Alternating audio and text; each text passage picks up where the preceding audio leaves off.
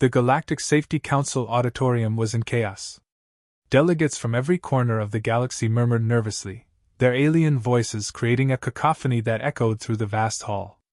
Tension crackled in the air, sparked by an announcement that had upended protocol. Among the crowd, Lieutenant Commander Alice Vargas, humanity's representative, leaned back in her chair with a wry smile. Unlike the other species, humans were exempt from the galaxy's stringent safety briefings, a decision that baffled everyone. Today, she was here to explain why. "Attention, delegates!" boomed the voice of Threkos, a stern, reptilian leader. "Before we proceed with today's agenda, I demand clarity on why humans are granted this special treatment." Eyes, human, alien, mechanical, shifted toward Alice. She set her coffee cup down with a theatrical clink and stood, her movements deliberate and confident. "You want to know why humanity doesn't need safety briefings?" she began, her voice calm but laced with amusement. "It's because no briefing can prepare you for the chaos humans thrive in." Her words triggered a wave of confusion. Species renowned for their analytical minds struggled to process the bold claim. How could chaos be an advantage? How could humans navigate the galaxy's most hazardous conditions with such ease? The stage was set. Alice's confident demeanor hinted at secrets yet to be revealed, while the skepticism in the room promised tension. All eyes remained fixed on her, eager to uncover the truth hidden beneath humanity's unorthodox approach to survival. The auditorium's murmurs turned to silence as Alice locked eyes with Threkos, her expression unreadable. "Let me tell you a story," she began, her voice steady but charged with an intensity that demanded attention. "It starts with a little thing we call improvise, adapt, overcome." She leaned casually against the podium, projecting a mix of nonchalance and authority. "Years ago, during a joint rescue mission on Garon 7, humans were partnered with the Cryolians, a species renowned for their meticulous safety protocols. The mission was simple: retrieve a group of stranded miners from a collapsed cavern. The Cryolians spent 6 hours analyzing the terrain, calibrating their equipment, and fine-tuning escape routes. Humans? We grabbed our gear and got moving." The room buzzed with incredulous whispers. The idea of charging into danger without exhaustive planning was unthinkable to most species. Alice smirked, letting the moment hang before continuing. "By the time the Cryolians activated their precision drills, we were already pulling miners out. Our tools weren't perfect, our methods were messy, but we got the job done. Do you know why?" Threkos leaned forward, his scales glinting under the fluorescent lights. "Recklessness?" he ventured, his tone dripping with skepticism. "Resilience," Alice corrected, her voice sharp. "We thrive in unpredictability. Where others freeze in the face of the unexpected, we adapt. When things go wrong, and they always do, we find a way forward. The Cryolians' drill jammed halfway through the operation. Without their pre-calculated plans, they were stuck. Meanwhile, we used crowbars, duct tape, and sheer determination to save lives.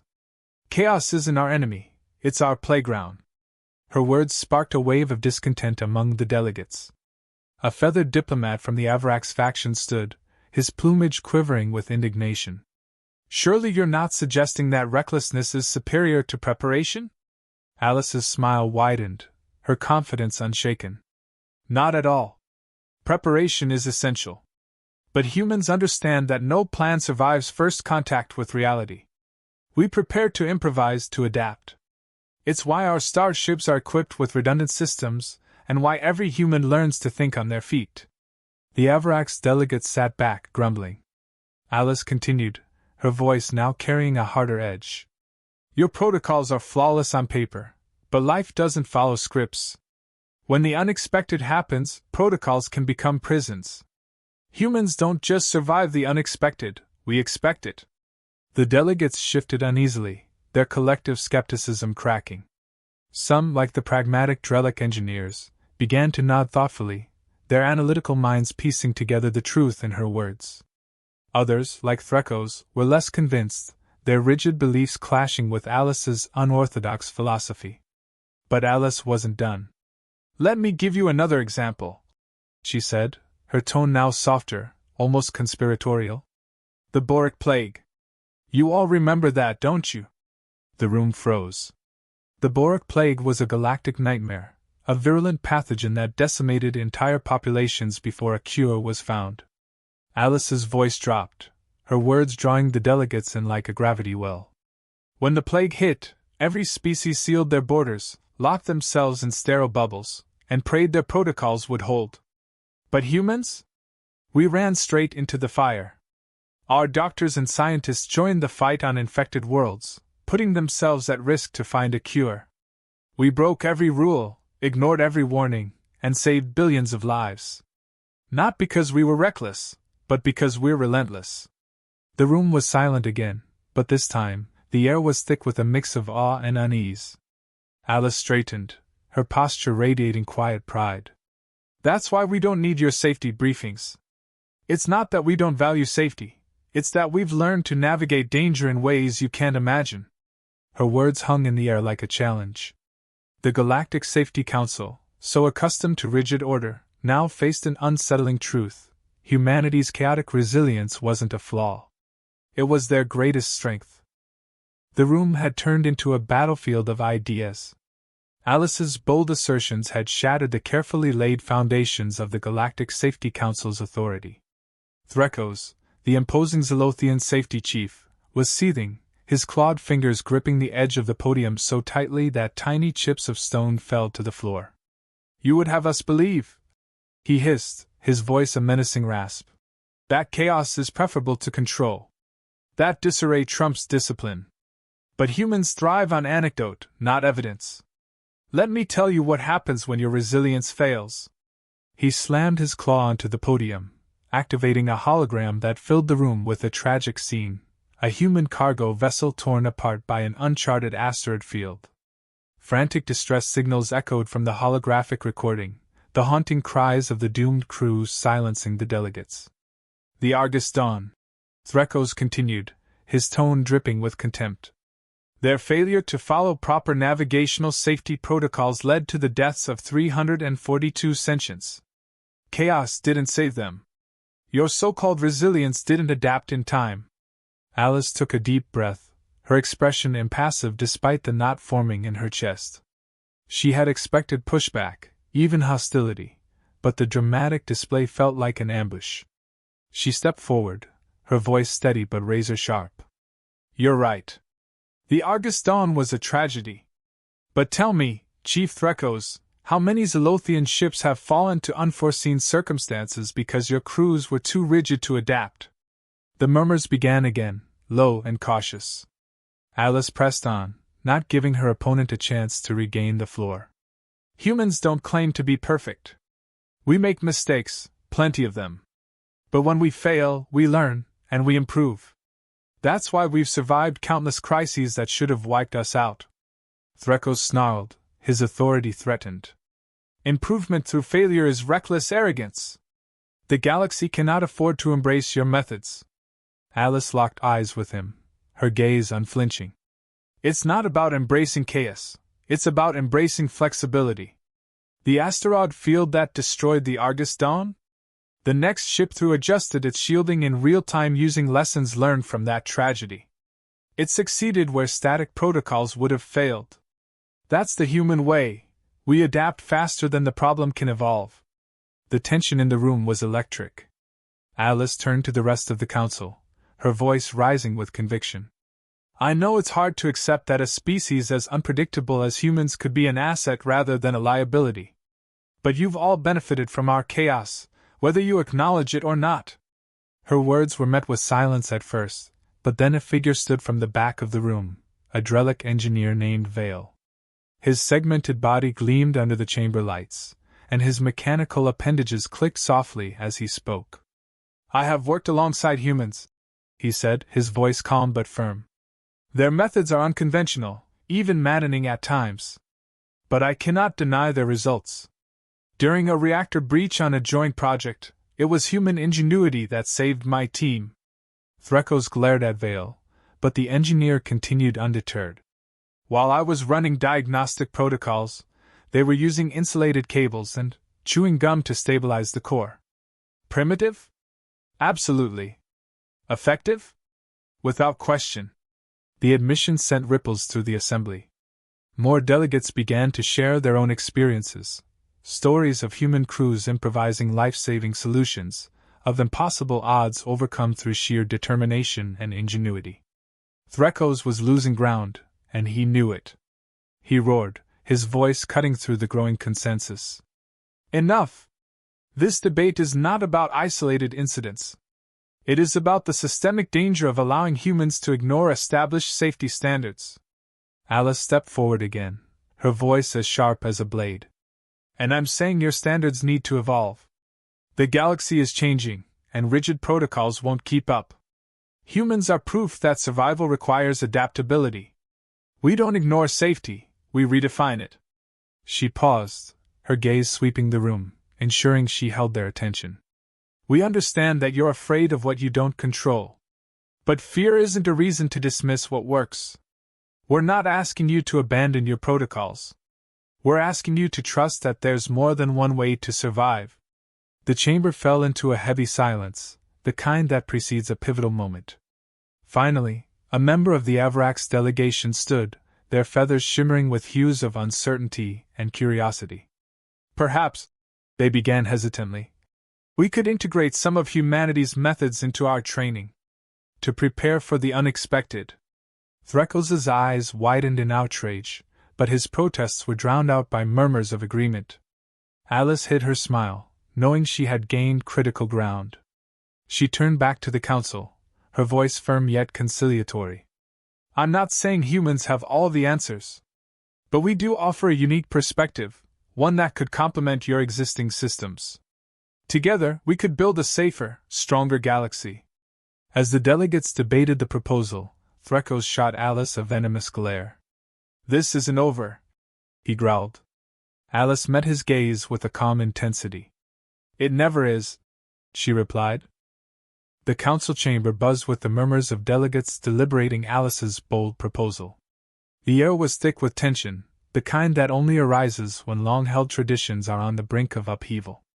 Alice stood at her place, her composure unshaken despite the storm she had unleashed. Threkos loomed at the opposing podium, his scowl a testament to his frustration. The battle of ideas had reached its crescendo. Finally, the Speaker of the Council, a towering Erythian whose crystalline form refracted the light into a rainbow of colors, struck the ceremonial staff against the floor, calling for silence.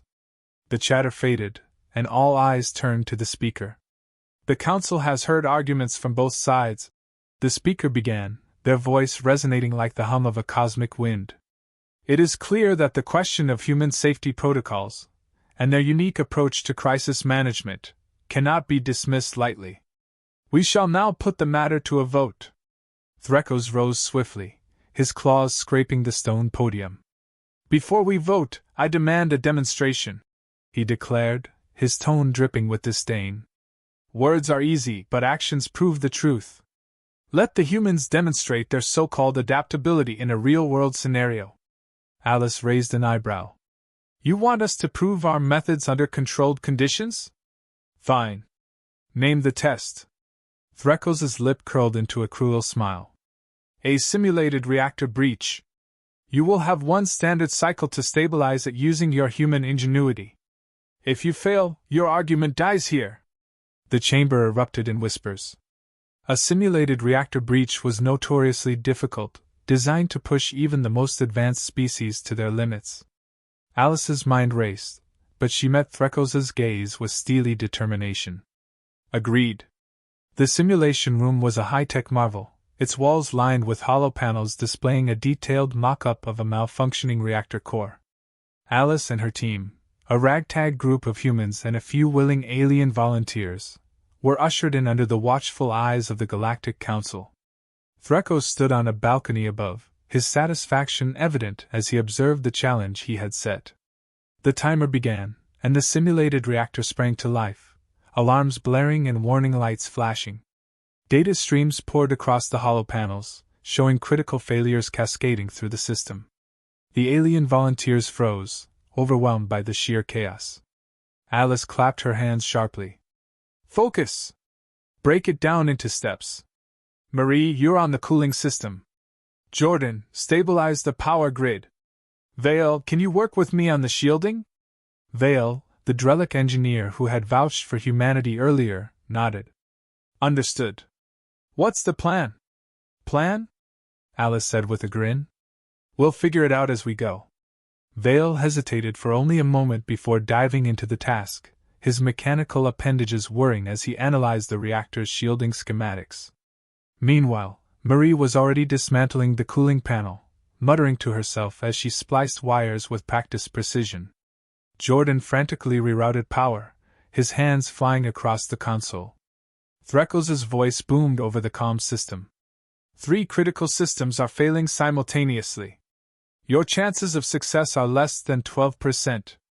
Perhaps you should reconsider. Alice ignored him. Vale, can we bypass the shielding's mainframe and patch it directly to the auxiliary power? That's reckless, Vale exclaimed. And it's our best shot. Trust me. Vale hesitated, then nodded. Together, they began the delicate process of rerouting power. Sparks flew as circuits overloaded, but Alice stayed calm, her hands steady even as the situation grew more dire. As the simulation progressed, the Council watched in awe. The humans didn't work like other species. They didn't adhere to rigid protocols or rely solely on pre-programmed responses. Instead, they adapted on the fly, solving one problem at a time with an almost chaotic efficiency. With 5 minutes left on the clock, Alice's team had stabilized 2 of the 3 critical systems. But the reactor core's temperature was still climbing dangerously. Sweat beaded on her forehead as she turned to Marie. How's the cooling system? Still offline? Marie shouted. The thermal regulators are fried. Alice thought quickly. Jordan, grab those spare heat sinks from the toolkit. We're going manual. Jordan's eyes widened. You're kidding. Do I look like I'm kidding? Move! Jordan scrambled to retrieve the heat sinks while Alice and Vale disconnected the automated regulators. The air grew thick with heat, and the hollow panels began flashing red. Threckles' smug laughter echoed through the chamber. It appears your improvisation has limits, human. Alice ignored him, her focus laser-sharp. With seconds to spare, she and Jordan secured the heat sinks directly to the core. The alarms quieted, and the temperature readings began to stabilize. The hollow panels flickered, displaying a single word, success. The room erupted in stunned silence, followed by scattered applause. On the balcony, Threckles' expression was a mixture of disbelief and fury. Back in the council chamber, Alice stood tall as the delegates deliberated. Threckles, clearly defeated, remained silent. Finally, the speaker struck the ceremonial staff again. The demonstration has proven what words could not. Humanity's methods, while unconventional, have undeniable merit. The Council shall adopt a hybrid approach, incorporating human adaptability into our safety protocols. Cheers erupted from the human delegation, and Alice allowed herself a small smile. But as the delegates filed out, Threckles approached her, his gaze sharp. This isn't over, human, he growled. Your chaos will bring ruin someday. Alice met his glare with calm defiance. Maybe. But today, it saved lives. And tomorrow, it might save yours. As she walked away, she couldn't help but chuckle. Humans might not follow the rules, but they had a way of turning the galaxy upside down, and maybe, just maybe, for the better.